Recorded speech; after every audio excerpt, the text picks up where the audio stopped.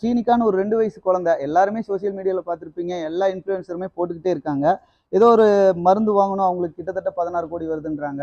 நிறைய பேர் மக்கள் ஹெல்ப் பண்ணிகிட்டே இருக்காங்க.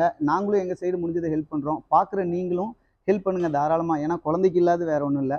அது அமௌண்ட் சின்னது பெருசு 10 ரூபா தான் என்னால் முடியுது, 20 ரூபா தான் முடியுதுன்னா இல்லை. உங்களால் எவ்வளோ முடியுதோ ஒரு பார்கோட் இதில் வச்சுருக்கோம். அவங்களோட டைரெக்டாக அவங்களுக்கே பண்ணுங்கள். ஏன்னா நிறைய பேர் சப்போர்ட் பண்ணாதான் இதை கொஞ்சம் வெளியில் அவங்கள காப்பாற்றி கொண்டு வர முடியும். ஏன்னா இது இவ்வளோ பெரிய விஷயம் நடக்குது. இந்தியன் மெடிக்கல் கவுன்சில்லாம் என்ன பண்ணிட்டு இருக்காங்கன்னே தெரில. ஒரு வேளை ஹெல்ப் பண்ணாங்களா? அது நம்மளுக்கு தெரியலையா?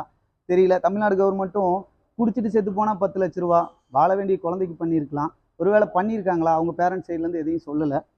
சரி, ஓகே. எனிவே இதில் நிறைய கேள்வி இருக்குது கேட்க வேண்டியது. இது மாதிரி நிறைய குழந்தைகளுக்கு நடந்துகிட்டு தான் இருக்குது. அப்பப்போ கொஞ்சம் கஷ்டமாக தான் இருக்குது. முடிஞ்ச அளவுக்கு ஹெல்ப் பண்ணுங்கள். இந்த பிரச்சனையை அப்புறம் பேசிக்குவோம். முதல்ல அந்த குழந்தையை காப்பாற்றணும். முடிஞ்ச அளவுக்கு ஹெல்ப் பண்ணுங்கள். எங்கள் சைடு இருந்து நாங்கள் எவ்வளோ பண்ண முடியும். இது மோட்டோ மெக்கானிக்ஸ். பாய்.